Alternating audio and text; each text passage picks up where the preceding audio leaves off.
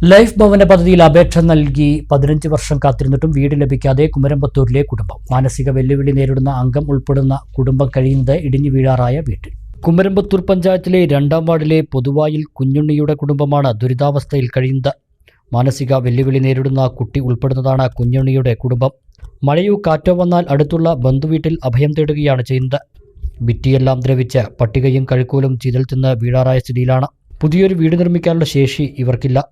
Life പദ്ധതിയിൽ അപേക്ഷ നൽകിയിട്ടും വർഷങ്ങൾ പിന്നിട്ടു.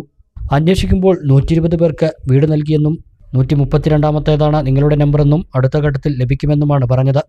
പലതവണ വീടിനുള്ളിൽ നിന്ന് പാമ്പിനെ കൊന്നിട്ടുണ്ട്.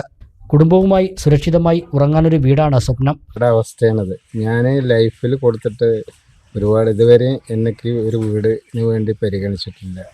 ഇനി പിന്നെ ഗ്രാമസഭയോട് ചോദിക്കുമ്പോൾ അവർ പറയണത് 120 ആൾക്ക് കൊടുത്തു, നിങ്ങളിത് 132ാമത്തെയാണ്, അടുത്ത ഗഡുവ് കിട്ടും എന്നാണ് പറയണത്. പക്ഷെ ഇന്ന് വരെ ഒരു ഇതും എനിക്ക് കിട്ടിയിട്ടില്ല. എൻ്റെ വീടിൻ്റെ അവസ്ഥയാണ്. എൻ്റെ മകനാണെങ്കിൽ മാനസിക വെല്ലുവിളി നേരിടുന്ന ഒരു കുട്ടിയാണ്. അപ്പോൾ അത് പരിഗണിച്ചിട്ടുണ്ടെങ്കിലും നമുക്ക് ഇതുവരെ ഒരു പരിഗണനയും കിട്ടിയിട്ടില്ല. അതുമാതിരി ഞാൻ PYMAയിൽ ഞാൻ ബ്ലോക്കിൽ അപേക്ഷ കൊടുത്താണ്. എൻ്റെ പേര് ഇന്ന് വരെ ആ ലിസ്റ്റിൽ വന്നിട്ടില്ല. അപ്പോൾ അത് ഞാൻ കളക്ടർക്ക് പരാതി കൊടുത്തിട്ടുണ്ട്. അതിന് ഉത്തരവാദപ്പെട്ട ആരെങ്കിലും ഇതൊന്ന് കണ്ണു തുറന്ന് കണ്ട് എൻ്റെ ഈ പരിതാപകരമായ അവസ്ഥ ഒന്ന് പരിഹരിച്ചു തരണമെന്ന് ഞാൻ ഈ രാത്രി കാലങ്ങളിൽ വീടിൻ്റെ ഉള്ളിൽ കിടക്കാൻ യാതൊരു ഇതുമില്ല. കാരണം 2-3 പ്രാവശ്യം പാമ്പിനെ വീടിൻ്റെ ഉള്ളിൽ വെച്ച് തല്ലിക്കൊന്നിട്ടുണ്ട്.